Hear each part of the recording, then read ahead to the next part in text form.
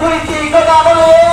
একটি কথা হচ্ছে, যারা এই বাংলাদেশের দূষণ এবং আধিপত্যবাদী ব্যক্তিরা যারা এই বাংলাদেশকে বিগত 16 বছর রাজত্ব কায়েম করেছে, তারা যেহেতু এই বাংলায় টিকতে পারে নাই, ঠিক তেমনি ভাবে জাফা সহ যারা জাফাকে সহযোগিতা করার মাধ্যমে আবারও চক্রান্ত করে এই দূষকদেরকে আবার সহযোগিতার প্রেক্ষাপট রচনা করতে চান, তারাও এই বাংলায় টিকতে পারবে না। 2 নম্বর কথা হচ্ছে, এই বাংলাদেশের যদিও আমরা সংখ্যায় কম থাকতে পারি, কিন্তু রঙের টিভি দেখেছেন, রং দেখেন নাই।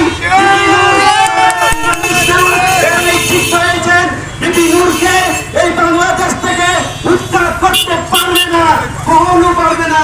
এখন বিপিনুর কখনো কচুরি কথা নয়, এখানে দিয়ে বসিয়ে আছে যে সংগ্রামী ইসলামবাসী, আমি স্পষ্ট ভাষায় বলতে চাই, যারা এখনো এই আধিপত্যবাদ এবং নৈরাজ্যবাদ খুনি হাসিনা সহ জামার সহযোগিতা করতে চান, তারা সতর্ক হয়ে যান, কারণ এই বাংলার যুদ্ধ এখনো শেষ হয় নাই।